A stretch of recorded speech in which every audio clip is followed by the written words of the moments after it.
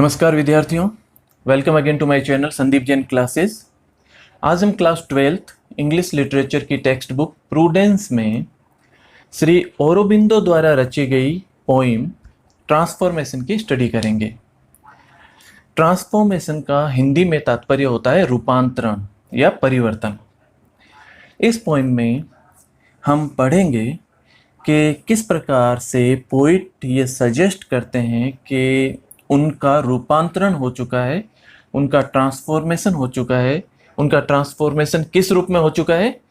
एक physical being से एक एनलाइटन्ड बीइंग में, अर्थात एक ऐसा व्यक्ति जिन्होंने ज्ञान का उपार्जन कर लिया है, जिसे हम अलग अलग संस्कृतियों में कहें तो जिन्होंने केवल ज्ञान प्राप्त कर लिया है, या जिन्होंने बोधिसत्व प्राप्त कर लिया है, या जो जिनकी आत्मा एनलाइटन्ड हो गई है, इल्यूमिन्ड हो गई है।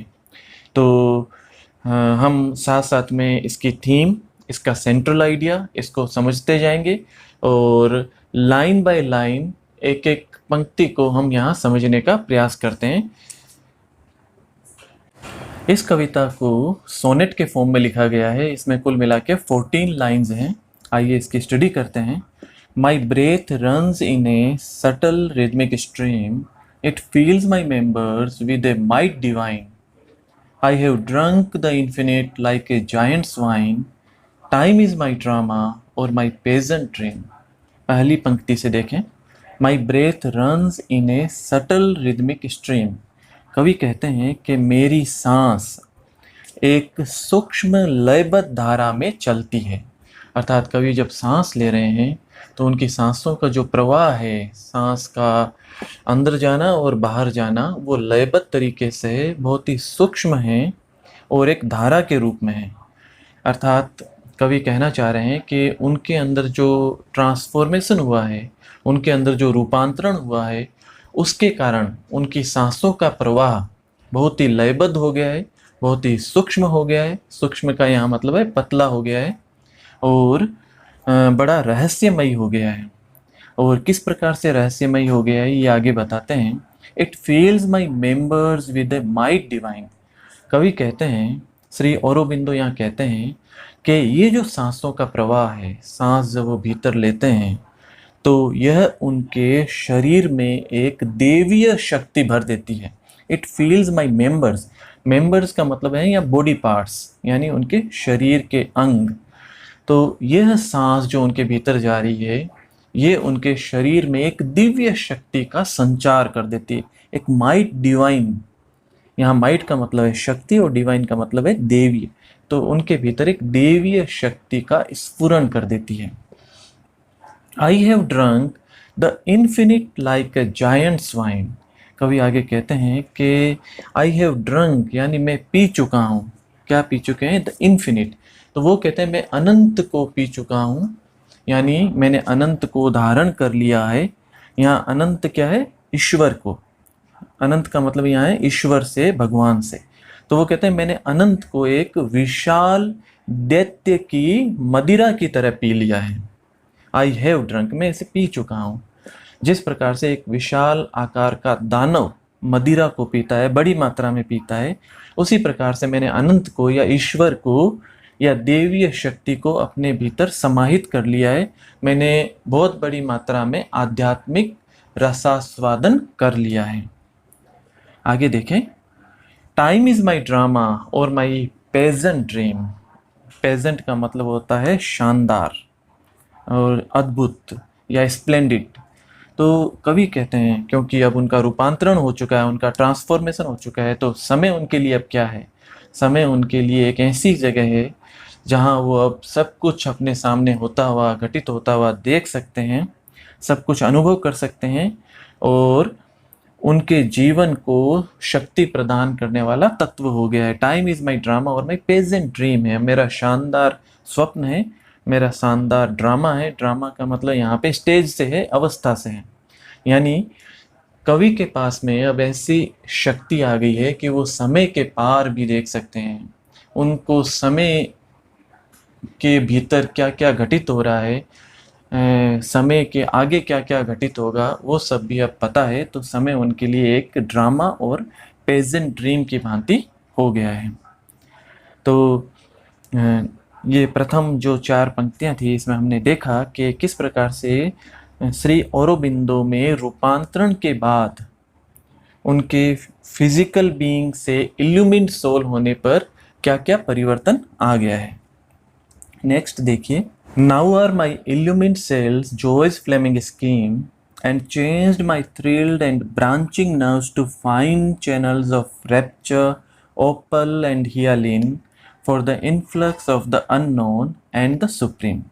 ये थोड़ा सा इसमें गहरा अर्थ है और थोड़ा हम ध्यान से इसको समझेंगे। नाउ, नाउ का मतलब अब कब? जब कवि का ट्रांसफॉर्मेशन हो गया है, उनका रूपांतरण हो गया है, तब क्या हुआ? Now are my illumined sales, यानी इल्यूमिन्ड सेल्स का मतलब यहाँ है कोशिकाएं, और इल्यूमिन्ड का मतलब जो ज्ञान से प्रकाशित हो गई है, आध्यात्मिक ज्ञान से अभिभूत हो गई है, वो क्या हो गई है? वो जॉयज फ्लेमिंग स्कीम हो गई है, यानी आनंद की प्रज्वलित रूपरेखाएं हो गई है। जॉय का मतलब आनंद, फ्लेमिंग का मतलब प्रज्वलित, प्रकाशित, और स्कीम का मतलब है रूपरेखा। कवि कहते हैं कि मेरे भीतर रूपांतरण होने के कारण मेरी कोशिकाएं जो है आध्यात्मिक ज्ञान से अभिभूत हो गई है, एक चीज़। और आध्यात्मिक ज्ञान से अभिभूत होने के कारण, इल्यूमिन्ड होने के कारण ये अब क्या हो गई है? ये आनंद की फ्लेमिंग स्कीम हो गई है, यानी प्रज्वलित रूपरेखाएं हो गई है। यानी मेरे लिए आनंद का एक सतत स्रोत हो गई हैं। मेरी कोशिकाएं आनंद को प्रकट करने वाली कोशिकाएं हो गई हैं। तो now are my illumined cells joy's flaming scheme, ये आपको समझ में आ गया होगा। अब मेरी आध्यात्मिक ज्ञान से भरी हुई कोशिकाएं आनंद की प्रज्वलित रूपरेखाएं हो गई हैं। आगे देखें, and changed my thrilled and branching nerves to fine channels of rapture, opal and hyaline. और इसने क्या किया है? Changed my thrilled and branching nerves, इसने मेरे भीतर एक परिवर्तन कर दिया है, चेंज कर दिया है। क्या चेंज कर दिया है? इन्होंने मेरी रोमांचित और शाखाओं में बटी हुई जो नाड़ियां हैं, यानी माई थ्रिल्ड एंड ब्रांचिंग नर्व्स, मेरी थ्रिल्ड का मतलब रोमांचित, रोमांचित क्यों है? क्योंकि देवीय शक्ति को प्राप्त कर लिया और आनंद से अभिभूत है। और ब्रांचिंग नर्व्स, ब्रांचिंग नर्व जो शरीर के विभिन्न भागों में जा रही है, जिसकी ब्रांचें निकल रही हैं, तो नर्व्स का मतलब नाड़ियाँ। तो इसने मेरी समस्त नाड़ियों को जो रोमांचित हैं और जो शाखाओं में बंटी है, उसको किस में परिवर्तित कर दिया है? To fine channels of rapture, opal and hyaline. Fine का मतलब होता है सूक्ष्म, तो इसको उन्होंने सूक्ष्म, चैनल्स का मतलब होता है मार्ग, रास्ते, ऑफ रैप्चर, रैप्चर का मतलब परमानंद।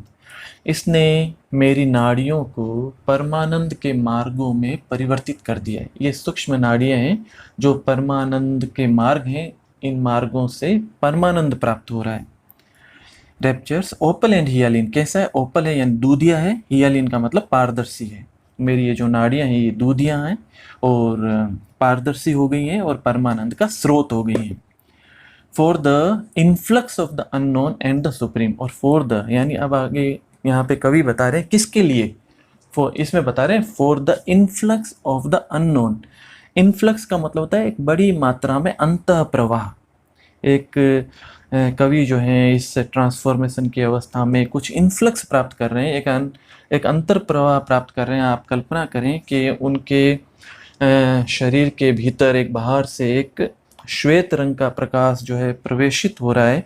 तो ये इन्फ्लक्स को मानते हुए, इस तरह से कल्पना करते हुए हम इसको समझ पाएंगे। For the influx of the unknown and the supreme, और किसके इन्फ्लक्स के लिए? किसके अंतःप्रवाह के लिए? जो अज्ञात है, जो सर्वोच्च है, सुप्रीम है। तो यहाँ कवि कहते हैं कि अब मेरे शरीर में आध्यात्मिक ज्ञान से अभिभूत कोशिकाएं, आनंद की प्रज्वलित रूपरेखाएं, पहली चीज, और इन्होंने मेरी रोमांचित और ब्रांचों में बंटी हुई नाड़ियों को, जो कि अब ओपल और हियालिन हैं, जो अब दूधिया और पारदर्शी हैं, उनको अज्ञात और सर्वोच्च के अंतः प्रवाह के लिए अपार आनंद के मार्गों में बदल दिया है। यानी जो अज्ञात है और जो सुप्रीम है, यानी जो ईश्वर है, उनके लिए मेरा शरीर, मेरी नाड़ियाँ, मेरी कोशिकाएं जो है अपार आनंद का स्रोत हैं। तो यहाँ पे रूपांतरण के बाद की जो शरीर की अवस्था है उसका कवि ने वर्णन किया है।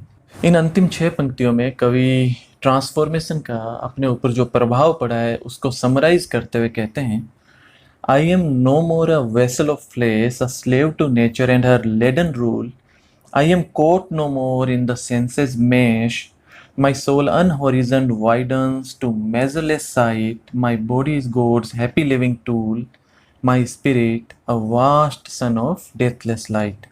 देखिए इसको समझिए। I am no more a vessel of flesh. Vessel का मतलब होता है स्लेव यानी दास। कवि कहते हैं कि I am no more a vessel of flash.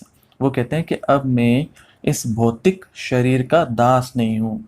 A slave to nature and her leaden rule. इस नेचर का दास नहीं हूँ, इस प्रकृति का दास नहीं हूँ, और इसके जो लेडन रूल है, लेडन का मतलब जो भारी भरकम और जो बोझिल नियम कानून है उनका। तो यहाँ कवि कहते हैं कि ना तो मैं अब इस भौतिक शरीर का दास हूँ, ना ही इस प्रकृति का, इस नेचर का दास हूँ, और ना ही प्रकृति प्रदत्त जो नियम हैं, जो प्रकृति के बोझिल नियम कानून हैं, उनका भी दास नहीं हूँ, उनका भी गुलाम नहीं हूँ। यानी कवि कहते हैं कि अब उनमें जो ये ट्रांसफॉर्मेशन हुआ है, जो रूपांतरण हुआ है, उसके कारण से वो इन सब के दास नहीं रहे। किस प्रकार से नहीं रहे? I am caught no more in the senses mesh. पहला तो वो देखिए बताते हैं कि I am caught no more in the senses mesh. मैं अब इंद्रियों के संकरे जाल में फंसा हुआ नहीं हूँ। सेंसेस का मतलब इंद्रियां, और मेस का मतलब होता है संकीर्ण जाल। तो कवि कहते हैं कि अब जो इंद्रियां हैं, इंद्रियां जो प्रलोभन देती है, उस प्रलोभन से मैं मुक्त हूँ। मैं इंद्रियों के द्वारा जो भौतिक कार्य विधियां की जाती हैं उनसे मुक्त हूँ, तो इसलिए मैं अब इंद्रियों के इस जाल से भी मुक्त हूँ। ये परिवर्तन कवि के अंदर आ गया है। My soul unhorizoned widens to measureless sight. और कवि कहते हैं कि मेरी आत्मा अब अनहोरिजन्ड वाइडन्स यानी जो होरिजन है या जो क्षितिज है उससे भी परे चली गई है, उससे भी पार हो गई है। मेरी आत्मा इतनी विस्तृत हो गई है कि वो अब इन क्षितिज की सीमाओं को नहीं मानती, वो उनसे भी पार पहुंच गई है। अनहोरिजन्ड वाइडन्स टू मेजरलेस साइट। और मैं अब मेजरलेस साइट का मतलब होता है असीमित दृश्य। यानी अब मेरी आत्मा इतनी ज़्यादा फैल गई है, इन क्षितिज से परे चली गई है कि मैं अब ऐसे दृश्य भी देख सकता हूँ जो असीमित हैं, जो भौतिक रूप से देखना संभव नहीं है, लेकिन इस रूपांतरित अवस्था के कारण, इस ट्रांसफॉर्मेशन के कारण अब संभव हो गया है। तो मेरी आत्मा इतनी विस्तारित हो गई है। My body is God's happy living tool. और आगे कवि कहते हैं कि मेरा शरीर ईश्वर का एक हैप्पी लिविंग टूल हो गया है, एक खुशी प्रदान करने वाला एक जीवित साधन हो गया है। लिविंग टूल, टूल जो होता है वो साधन जिसके द्वारा हम अपने कार्य को साधते हैं। जैसे पेन हमारे लिए एक टूल है जिसे हम लिखते हैं, तो उसी प्रकार से कवि कहते हैं कि मेरा शरीर जो है वो भगवान का एक टूल हो गया है, भगवान के लिए एक साधन की तरह से हो गया है। और हैप्पी लिविंग टूल जो प्रसन्नता प्रदान करने वाला एक जीवंत टूल है, लिविंग टूल है। और इस टूल के द्वारा भगवान जो हैं इस संसार में अपने सिद्धांतों का, अपने अनुयायियों को अपने संदेशों का प्रचार प्रसार कर सकते हैं। इसलिए उन्होंने इसे गॉड्स हैप्पी लिविंग टूल कहा है। My spirit a vast son of deathless light. और मेरी आत्मा जो है अ वास्ट सन यानी विशाल का सूर्य, ऑफ डेथलेस लाइट, ऐसा प्रकाश जो कभी समाप्त ना हो। डेथलेस है यानी जो अंतहीन है। यानी मेरी आत्मा जो है अब एक विशाल का सूर्य के रूप में है जो अंतहीन प्रकाश इस दुनिया में दे सकती है। अर्थात मैं भगवान के जो आध्यात्मिक संदेशों का एक स्रोत हो गया हूँ, जो कभी न समाप्त होने वाला स्रोत हो गया हूँ। तो कवि ने यहाँ पे अपने रूपांतरण की इस अवस्था का वर्णन किया है। तो यहाँ पे हमने देखा कि Shri Aurobindo has attend transformation from मियर physical existence into a divine self. Shri Aurobindo ने शारीरिक अस्तित्व से देवीय अस्तित्व में परिवर्तन को, रूपांतरण को प्राप्त कर लिया है। और वह कहते हैं कि he has now realised God and has tasted spirituality in great measure. वो कहते हैं कि अब उन्होंने भगवान को जो है, ईश्वर को प्राप्त कर लिया है और आध्यात्म का रसास्वादन कर लिया है। और the realisation of divinity has given him boundless joy and peace in life and filled his body organs with divine energy. और इस देवत्व की प्राप्ति ने उनके जीवन में एक इन्फिनिट सुख और इन्फिनिट शांति प्रदान की है और उनके बॉडी ऑर्गन्स को एक देवीय ऊर्जा से भर दिया है। आशा है आपको ये कविता जो है भली भांति समझ में आ गई होगी। इसकी व्याख्या जो है, जो मेरे द्वारा की गई, वो आपको समझ में आ गई होगी। और श्री औरोबिंदो का स्वयं का परिचय जो इससे पूर्व की एक कविता का हमने यहाँ पे विश्लेषण किया था, उसमें दिया गया है। तो यदि आपको हमारा ये चैनल जो है पसंद आया है तो आप इसे ज़रूर सब्सक्राइब करें। ये वीडियो अगर आपको पसंद आया है तो आप इसे लाइक ज़रूर करें। कोई सुझाव है तो आप कमेंट बॉक्स में अपना कमेंट ज़रूर लिखें। बहुत बहुत धन्यवाद।